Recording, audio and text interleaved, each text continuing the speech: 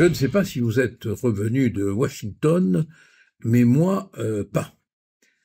Je n'en suis pas revenu. Je n'en suis pas revenu. Et si ce n'était derrière le décor d'opérette, les horreurs de la guerre, les morts, les mortes, les orphelins, les orphelines, les veuves, les veufs, enfin, toutes les victimes des guerres, les éternelles victimes des éternelles guerres, ce que nous avons vu à Washington pourrait franchement nous faire penser du côté de l'Union européenne à la 7e compagnie. Qu'est-ce que l'Europe quand on voit les représentants, y compris M. Macron, attendre dans une salle d'attente, comme chez le dentiste,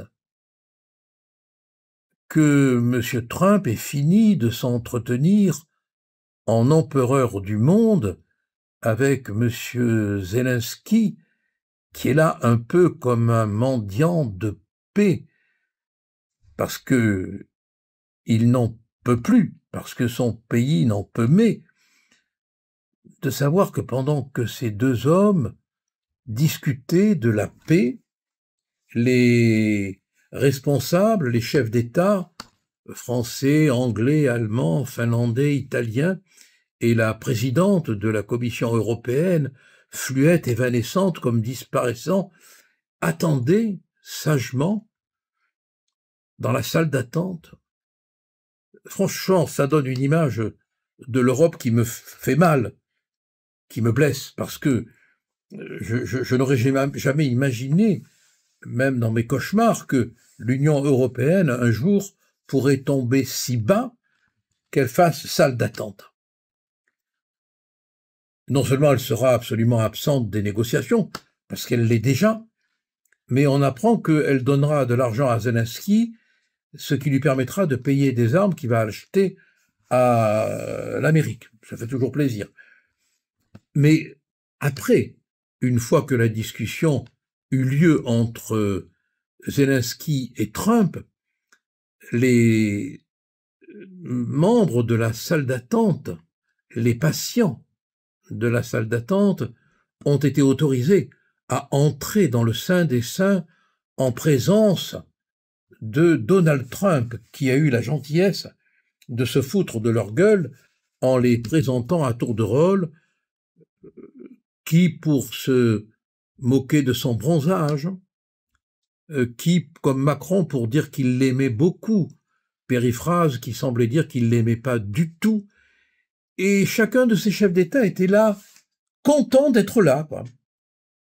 On voyait Macron satisfait d'être sur la photo, et qu'il eût été très malheureux de ne pas avoir son portrait sur la photo, mais ils ne sont venus que pour ça, pour être photographiés, parce que franchement, ils repartent de Washington avec rien, strictement rien.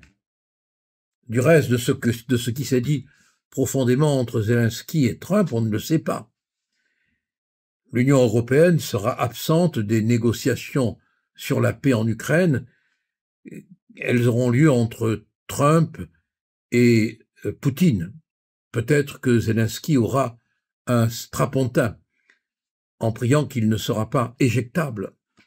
C'est terrifiant de voir à quel point l'Union européenne a été à ce point au fil du temps, par la faute de ses dirigeants, par la faute de nos chefs d'État, réduite à si peu de choses, avec son wokisme, avec ses faiblesses migratoires, avec ses décisions qui ont complètement nié la souveraineté des États. Encore que si vous regardez les drapeaux, l'Amérique accorde une place aux États. L'OTAN et l'Union européenne, dans ces drapeaux, figurant tout au bout, et Ursula von der Leyen n'ayant pas une importance considérable dans la parole, elle a été même reprise par Trump. Ça veut dire que l'Europe, en dehors de la souveraineté des nations qu'il faut retrouver, n'existe plus, n'existe pas. Son existence économique, son existence politique, son existence morale Surtout, oui, son existence morale n'existe pas. Et le voyage de Washington l'a démontré. Donc, tout est à faire, tout est à refaire. Alors, bien sûr, ils sont revenus tous de Washington, contents d'avoir été sur la photo. Voilà. On a des gloires médiatiques. On a des victorieux de la photo, des triomphateurs de l'image. Et en tête, il y a Macron, qui est devenu une espèce de Néron de théâtre médiatique. Quelle tristesse, franchement.